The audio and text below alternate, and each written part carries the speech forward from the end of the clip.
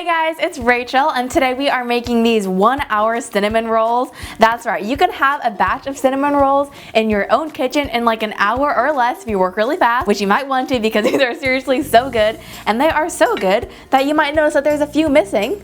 I'll take responsibility for 2 of those, but the other one, I'm thinking maybe my dad?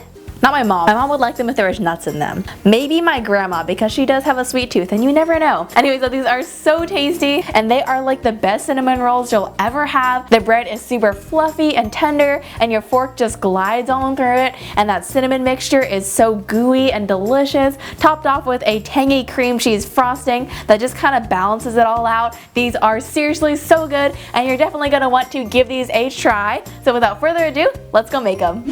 First off, in the bowl of your stand mixer, you'll need 2 3/4 cups of flour. Then add in a teaspoon of salt, along with 1 package of instant yeast. Make sure you get the instant kind and not the active dry. We have no time to wait for any of this active dry stuff since we're making 1-hour rolls, so just get the instant kind. And then in a separate little heat-proof jug, you'll want to add 2 tablespoons of butter to a 1/2 cup of water. Then add in a 1/4 cup of milk and a 1/4 cup of sugar.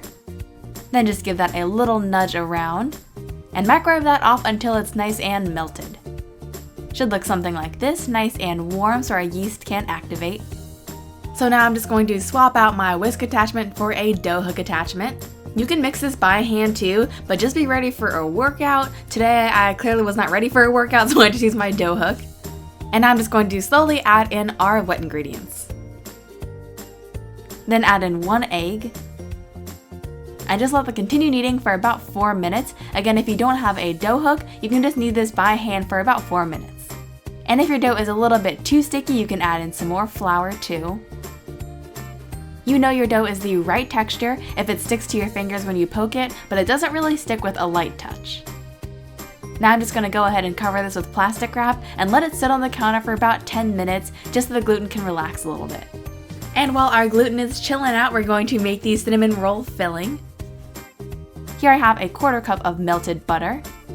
And to this I'm going to add 2/3 cups of brown sugar, along with a big heaping tablespoon of cinnamon and a 1/2 teaspoon of vanilla. And then just mix that all through. Get it nice and smooth. It's going to smell amazing, nice and cinnamony and buttery. Just like this is perfect. And now our dough should be ready. So I'm going to turn this out to a floured work surface. Then I'm just going to knead it a little bit with my hands.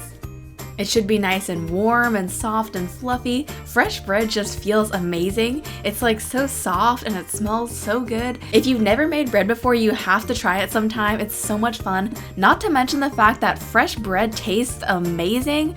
Yeah, I really like these cinnamon rolls. Anyway, speaking of this recipe, we're gonna go ahead and roll out our cinnamon roll dough now. You want this to be about a 16 by 9 inch rectangle here. Then once you have that ready, you're just gonna go ahead and spread on your cinnamon filling. I'm just using my little mini spatula here. Just spread this into a nice even layer. And I'm just gonna leave a 1-inch border at the bottom. Then once you have it all spread out, we're just going to go ahead and roll this up. You just want to use your fingertips here. Try not to squish the cinnamon roll dough. We want a nice pretty little pinwheel in the center. Actually, it's not a pinwheel, is it? Like a spiral. That's the word. Okay. We'll just roll up your cinnamon rolls and then pinch the seam at the bottom. Now we're just going to cut this into 12 equal pieces. I'm just using a serrated knife here and just running it back and forth really gently. You don't want to be too rough here. I've heard that you can use unflavored dental floss to cut these too, but let me know in the comments below if that's ever worked for you. I don't have unflavored dental floss because I like my teeth to be minty. Yeah, so let me know if you've tried that before, and I'm just gonna keep cutting my cinnamon rolls. Then you just want to place those into a 13 by 9 inch baking dish that's just been greased with cooking spray. And just lay them all in there. Once you have all your cute little cinnamon rolls arranged in your pan, you just want to make sure you space these out so they have room to rise. Don't worry if the pan looks a little bit empty now, they are definitely going to rise a ton. To get mine to rise, I like to turn my oven to 200 degrees, then I'll turn off the oven and then place the cinnamon rolls in there for about 20 minutes or so. That gets them really nice and fluffy. And see how much these rise? These look amazing, and now it's just time to bake them off. So you're gonna bake them at 375 for about 15 to 18 minutes. And in the meantime, we can make our cream cheese icing.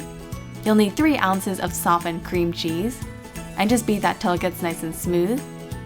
Then add in 1.5 cups of powdered sugar, and just mix that in. Then pour in 3 tablespoons of milk, and just continue mixing until it's nice and smooth. Now our cinnamon roll should be ready. These look and smell amazing. I'm just gonna drizzle my cream cheese icing on top. I like to crisscross it just to get plenty of icing on there. You can always have some icing on the side. I'm just doing this to make them look nice and pretty now. And now you can just dig yourself out a cinnamon roll. Look how soft and fluffy those are. Then I'm just gonna add on some sprinkles, and these are actually the sprinkles from my homemade sprinkles video, which you should definitely check out, link in the description box below. And that's it. Alright guys, our cinnamon rolls are finished now, and these look amazing. Oh my gosh, and they smell so good too. If you've ever smelled a freshly baked cinnamon roll, you'll know that there is never anything quite like that smell. Anyways though, I hope you guys have enjoyed this video. Don't forget to subscribe if you haven't already, because I post 2 new videos every week. You can also follow me on social media at kawaiisweetworld, and then check out my website over at kawaiisweetworld.com for the full recipe, and I will see you guys all very soon. Bye guys!